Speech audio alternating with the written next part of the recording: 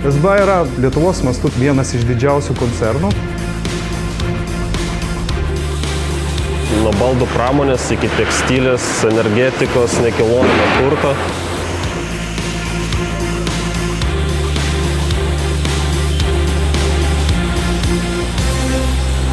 Pirmą kartą apie SBA sužinojau tik tada, kai siunčiau CV savo. Draugam pasakoju, kai įsidarbinau, sakau, va bus stažuotė, sakau, mokysis pusę metų, mokės algas. Tu nuvažiuoji į kitas įmonės, tu praeini visas programas, informacijos tau yra suteikiama tiek, kiek tau reikia, kiek tu gali paimti. Pačioj pradžioje tu pasirinkai, kokią tu vietą pretenduoji konkrečiai. Tu gali pretenduoti meistro, gali pretenduoti prekybo vadybininko, gali pretenduoti technologą.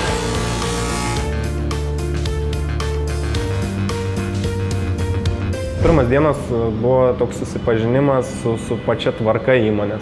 Sveiki! Kaip tik mes dabar su šiųmetiniais stažuotojais einam žiūrėti Germanikos įmonės.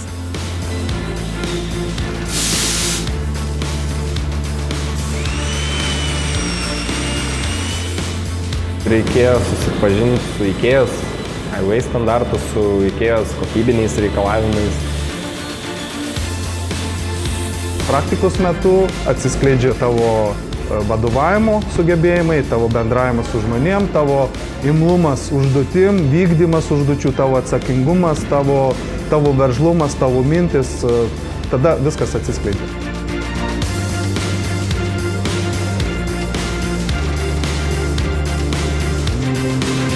Po 2 mėnesių gal atėjau į pirmą cechą.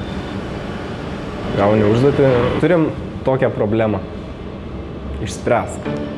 Nėra žodžių tokio palauk. Reikia dabar reikia. Teko stažuotės metu pavaduoti vieną technologiją atostogų metu, tada aš jau turėjau kažkokią atsakomybę atlikti tą darbą. Ir tai tokia pradžia, sunkiausia turbūt buvo, nuo ko pradėti. Labai svarbu kiekvienam žingsnį gerai pasiruošti. Buvom atvažiavę vakare dirbti, ten padirbom iki 12. Iš pradžių kažkaip atrodė, kad nesusitvarkysi, bet po to nustebau visai neblogai. Pradedi gilinės, lengvėja.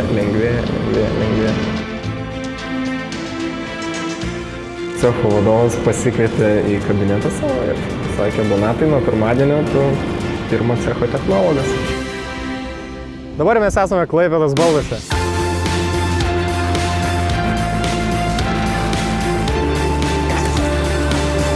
Mes esame Šilutės balduose.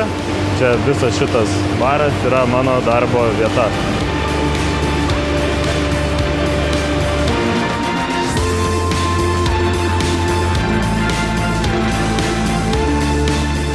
Visaginas man didžiausią įspūdį paliko. Stažuotis dėka aš galiu dirbti čia.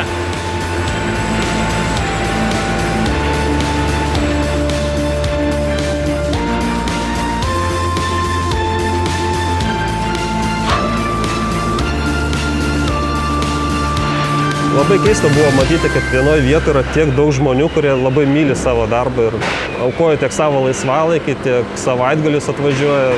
Iš pradžių man buvo kažkas tai tokio, wow. Sąlygos suteiktos čia auksinės. Žmonės dirba čia po 40 metų, po 30. Tai vadinasi yra gerai. Tai yra kažkas daugiau nei darbas. Tai yra kažkokia dalis gyvenimo.